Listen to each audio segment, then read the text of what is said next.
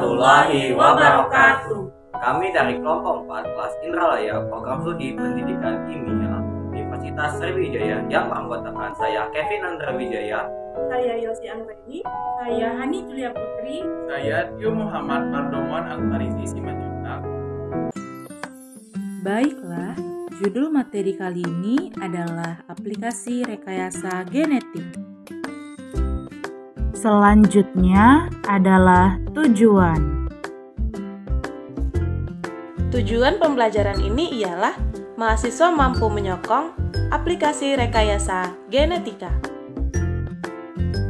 Selanjutnya adalah materi.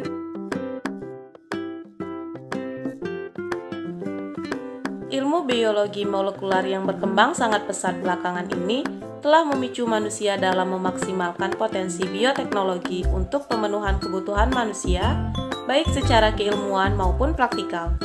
Salah satunya adalah dengan pemanfaatan teknologi rekayasa genetik.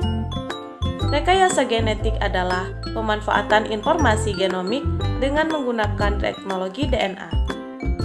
Rekayasa genetik meliputi introduksi DNA asing ke dalam organisme yang menjadi target untuk menghasilkan sifat-sifat tertentu yang diharapkan.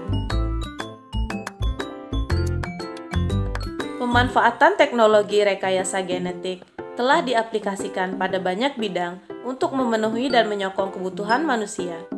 Pemanfaatan teknologi rekayasa genetik ini tentu tidak lepas dari adanya masalah-masalah dalam pemenuhan kebutuhan manusia yang melatar belakangi pengembangan aplikasi rekayasa genetik sebagai usaha untuk mengatasi permasalahan-permasalahan yang ada. Dengan berkembangnya ilmu pengetahuan dan teknologi yang mendasari teknik rekayasa genetik, maka aplikasi dan produk hasil rekayasa genetik juga turut berkembang dengan pesat. Selanjutnya adalah prosedur kerja.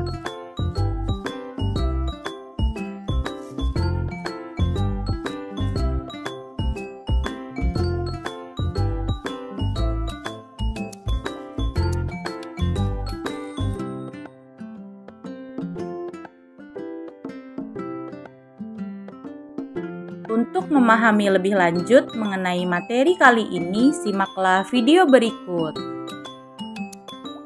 A. Kimia dan pangan. Dalam perkembangan tentang bahan makanan saat sekarang ini, banyak dipengaruhi oleh bantuan mikroorganisme yang menguntungkan.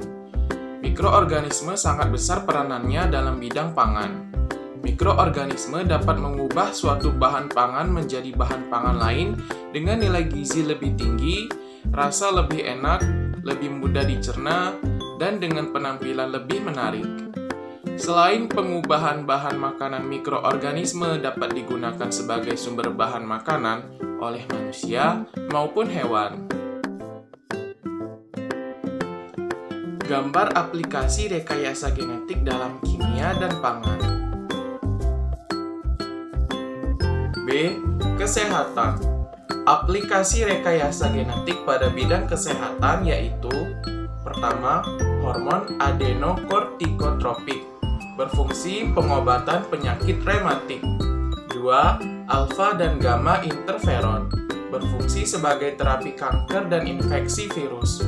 3. Nerve growth factor, berfungsi memperbaiki syaraf yang rusak. 4.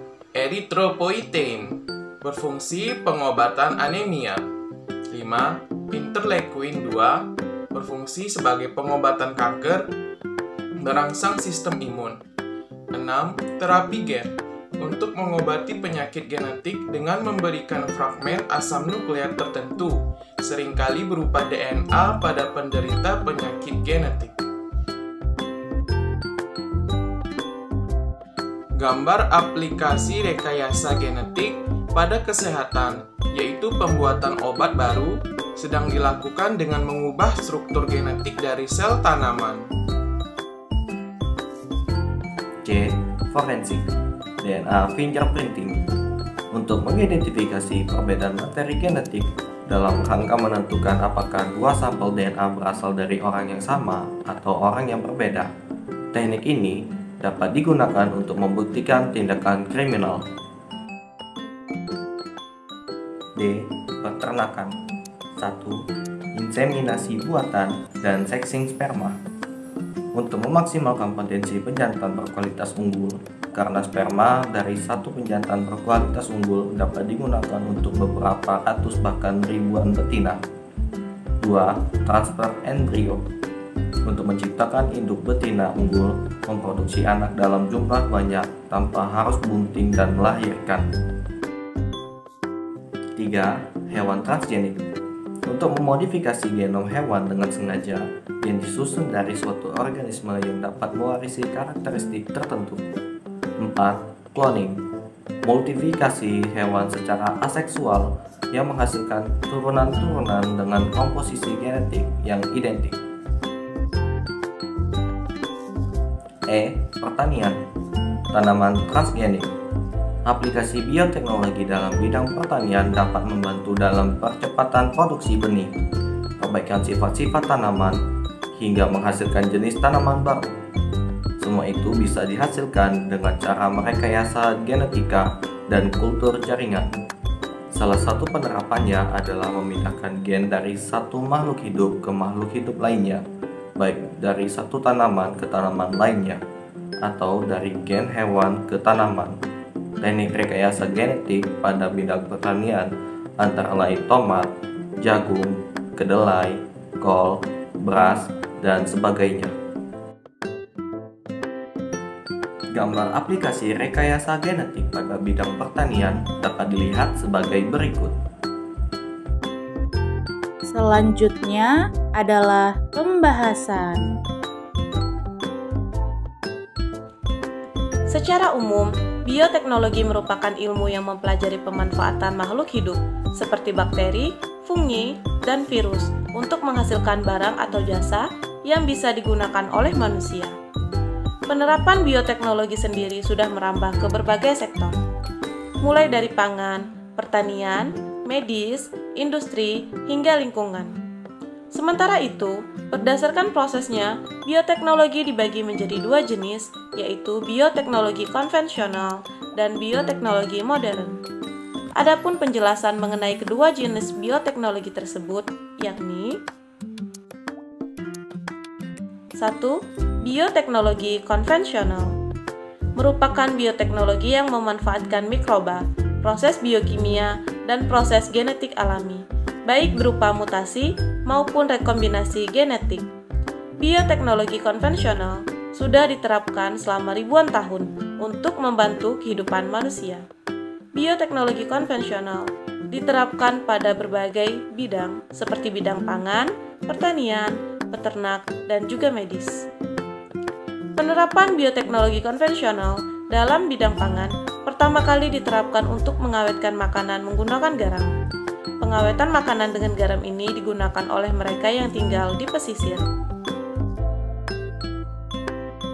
Selain pengawetan menggunakan garam, ada juga penemuan fermentasi yang menggunakan ragi atau mikroba.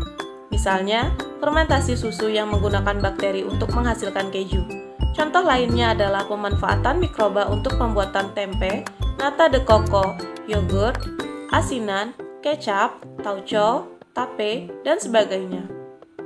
Dalam bidang peternakan, bioteknologi konvensional berperan dalam melakukan persilangan antar varietas agar mendapatkan keturunan yang unggul. Sementara dalam bidang pertanian, bioteknologi juga dimanfaatkan untuk persilangan antar dua varietas agar menghasilkan sifat unggul pada tumbuhan. 2. Bioteknologi modern. Bioteknologi modern ditemukan pada tahun 1950-an.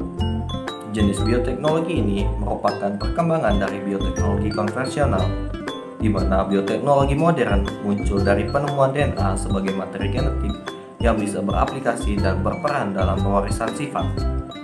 Bioteknologi ini mencakup rekayasa atau manipulasi genetik dengan memanfaatkan biokimia dan mikroorganisme.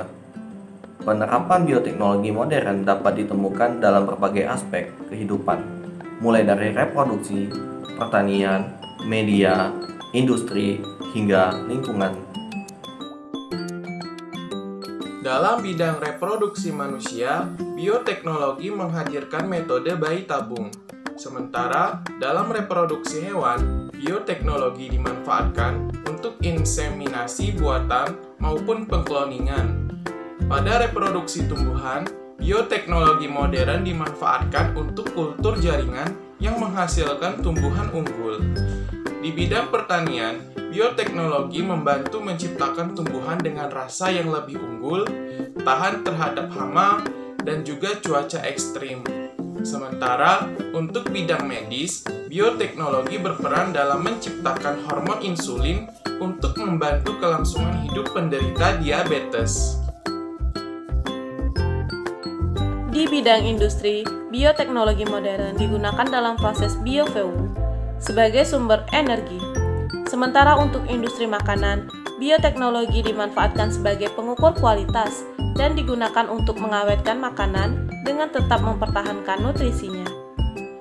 Di bidang lingkungan, bioteknologi juga berperan dalam menjaga kelestarian lingkungan, misalnya bioremediasi, yang merupakan metode penggunaan mikroorganisme untuk memulihkan tanah yang sudah tercemar. Selanjutnya adalah kesimpulan.